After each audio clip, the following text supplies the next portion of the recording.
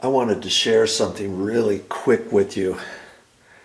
My finger is so sore, it feels like there's a sliver in it right in here, but there's not. It's just that the skin is split just a little bit, not very much, but it's painful. And I've been working, if you've been watching my videos, I've been working, painting in a condo and all kinds of stuff, washing my hands, rinsing paint brushes out and working with paint and stuff.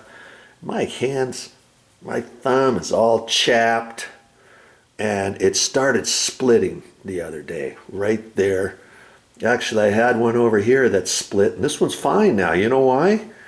Because I've been repairing my fingers, and I used to use this stuff here, Sulfic Sage Hard-Working Hands. You can use this stuff from O'Keeffe's Hard-Working Hand stuff, and it's just like greasy stuff, almost like Vaseline. But and then try to put it on there, but it doesn't fix the cracks. And I thought, wait a minute, I got something in the garage that'll fix that. Kaboom. Look at this Gorilla Super Glue Gel.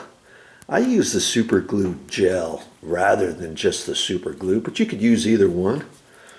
And I thought, how silly of me. I should have been using this all along. And Momi every once in a while, her fingers will start splitting right in there and on her fingers and up in here. That's painful too. You get it wet and it starts stinging. Well, I'm just going to put some of this on there. And I've got this magazine out because I don't want it to drip on a countertop. Even if you put a paper towel down or a napkin or something like that, don't do that. It bleeds through that and will get on the counter. Why do I know that? Because it's happened to me, that's why. Okay. Come on. There. Just that little bit. And you know, like I said, I had that over there, and this one all healed up. Now I'm just going to leave that on there just like that. Just like that. And it's going to dry. It's going to be fine. You know, surgeons sometimes use super glue. And you know, I was reading an article one time, scuba divers, if they cut themselves under the water, and if you have crazy glue with you, you can put a cut together, put some crazy glue on it underwater. Really? That's what I heard. And I like to store this flat, like that. I don't like to leave it up like that. And lots of times I might even have it up at an angle. That way your tip doesn't dry out. When your tip dries out, it's hard to get the crazy glue out. Right in there, because you want a small little tip. I used to cut that open with my 10 snaps or my electrical cutters, and then the hole would get a little bit bigger.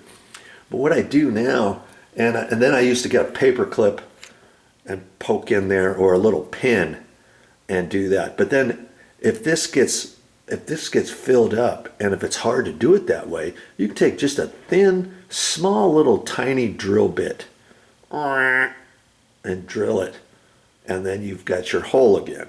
And I try to get it in the larger containers like this. That way it doesn't have a tendency to dry out as much. If you get those little ones, it's almost like use it one and done, because those small little containers of crazy glue, once you open it, forget about it. You're not going to be using that again anytime soon, like 2 months from now. The tip dries up and it's hard to get it out. So I just get the bigger one. Super glue gel, baby. That's how you're going to fix these cracks. All right, time to go to work and do some more painting. Just a few minutes later, it feels way better already. Of course, it's going to harden up and stuff, and I'm just going to leave that alone. Don't get it wet for, 5, 10, minutes or so, and just leave it on there and do its thing. It's working, and you'll feel much better. Well, you know what today is? Today is the day I've sold this oak planking. I put it on Facebook Marketplace, and yes, I finally got somebody to agree to purchase it, and they're picking it up this morning. And hey, I'll make a few bucks, probably not as much as I'm making 65 bucks. All right, I posted it for 125, then I lowered it down to 95, and then finally I thought, this is ridiculous, 65 bucks I'm lowering it down to. It doesn't even pay for my time to save it and to pull it up carefully, to try to save it, to stack it, to store it, to post it, to meet somebody over here and load it up and all that kind of stuff. But hey, it's going to be recycled and it's not going to be thrown away. Okay, so does Facebook Marketplace work? Yes, it does. And a couple other things I had sold too. The dishwasher I pulled out, got that sold. The stove, I pulled that out, got that sold. And I'm also selling this. I've already got a deposit on this. We're going to use it for a couple months. Then the lady's going to come over here and pick it up after the new one gets here. And I still have the microwave for sale, but we need to use that for a couple months before the new one comes, before the new countertops come, before the new appliances come. And I've got that posted on there. Hey, if somebody wants to give me a deposit on it, fine. If they don't, I'll post it again after we remove it when we install the new one. And I got a washer and dryer on there for sale too. And hey, I'm going to post some other stuff on there too. So I'm getting some good results from Facebook Marketplace.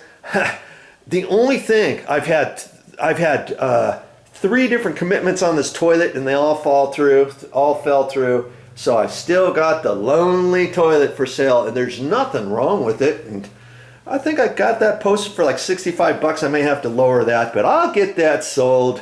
I'll get it sold. Oh, that's funny too. I haven't posted it yet, but I'm gonna even post this paint right here. This is brand new, never been opened. This, we used a couple gallons of that and it was the wrong color. We really didn't like it. So there's probably 3 gallons in there. I'm gonna post that.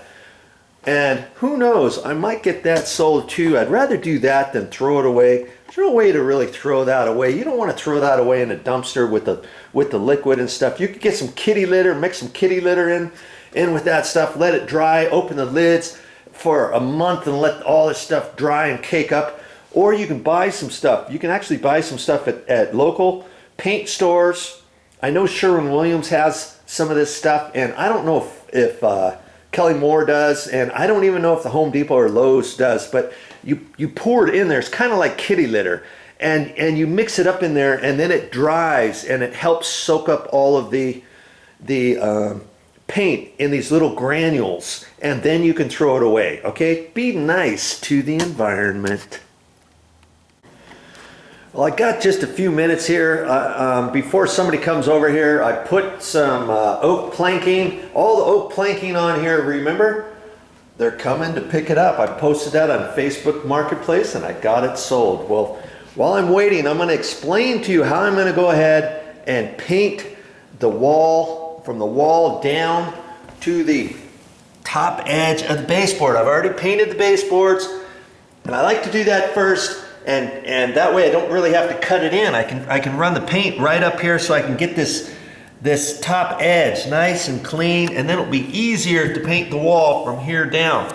As you remember, I already painted the walls, and I came down about that close with the paint roller all the way around. Okay, so now I've got to cut it all in. And I end up using this paintbrush right here. See there how it's cut at an angle? Just a little one. See there? And that's all I'm going to use. And, you know, I'm going to put my paint in just a little paint tray like that. I'm going to slide it along. I'll take a piece of cardboard. Take that piece of cardboard and I'm going to put that metal tray on there so I don't scratch the pre-finished nice floor that we just installed. But I'm gonna show you, I'm gonna just do a slight dry run for you, so to speak. Let's get in this, let's get in a corner. How are you gonna paint? How are you gonna paint a corner like that? You know? And there's a real knack to trying to get paint. How on earth would you paint that without getting anything on this edge and being able to see this and stuff? You've got to take this and kind of put it up. What I do on an inside corner is I'll get the corner first. So I'm going to put this right up against the wall, the short side. Okay? And I'm going to bend down and I'm going to do this and I'm just going to bend this down here. And then see, I can stretch the paintbrush. So I'm going to have it up here. I'm not going to have a whole lot of paint on the paintbrush when I do this, but I'm going to go right down in there like that and wiggle it a little bit and pull up, you know, just a hair and get right there on that corner, just the corner. Then I'm going to come back up at a 45 this way to get this over here. I'm going to go like this, just same way, and I'm going to push down. And if you can see, the paintbrush is pushing down in two different directions, isn't it? And it's going to be right like that. And then I'm going to pull that along there, like that. Then from here down, I'm going to get it differently. I'm going to put the paintbrush like this, and just kind of fold it down. And then I'm going to pull it right along there. Granted, once I get the paint on the paintbrush, I don't want to get too much paint at the bottom edge. I'm going to get some paint on here, and I'm going to do this, and I'm going to clean off that a little bit. Then I'm going to go down like that and get it, and then go back, and then I'm going to pick up some paint right here, and then I'm going to go back again. And sometimes when you have spray texture on your walls, you may go over this 2 or 3 times and think, my word, it's not covering everything. There's still little bits. And you might have to take your brush like that and then wiggle it as you go. Or you may have to then turn it around this way and go back that way, and you'll pick up the other ridge of your spray texture joints. Okay, it's kind of a knack to do this, and I like to try. Like for a wall like this, I would go from left to right. So I would finish that little corner, then I'd be down here, and then I'm down here on my hands and knees on my floor pad, and then I'm going to go right along there like that. Boom, boom, boom, boom. Then I may have to go back that way. You get good at it if you practice. Then to do this over here, going this way, I'm off here. I've already done that, like that, and then at a 45, like that, and then clean that up, and now this way. Now how am I going to do that one? Well, I'm gonna then work over here on the left-hand side. Okay? I'm gonna work on the left-hand side, and then I have to position myself differently, and I'm gonna go at a 45-degree angle, because I've already gotten this. I don't do this over here like this because it's hard for me to see that. I like to do it on the other side, but right here, I'm going to be just like that. And then I'm going to pull that a little bit, okay? I'm going to push it down here and get it, look down there, get it exactly where I want and pull. And I'm just going to do a little bit until I then can reach in there and get this flat. And then I'm gonna bend way down like this so I can see exactly where it is. I'm always using my right hand on both sections, okay? And then as I get down further, I can put my hand here and do this way, okay? Like that. And once I get out of the corner, what I'll do is I like to do from left to right, okay? So what I would do is I'd get in this corner right here. I would start I would start right there. And then I would go this way, as far as I could get. I gotta check my phone here for a minute. But see, I would get in here, I would do this, and get that right there. And pull that up right there to get this little bit. And I'd go at an angle and get that.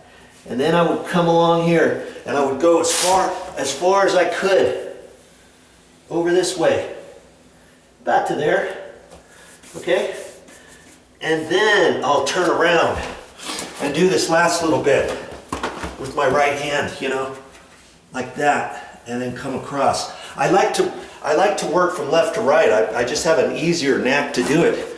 And so that's how I'm going to do this baseboard. I'm going to do this whole thing like that. And if you want, you can put the craft paper down on the floor first.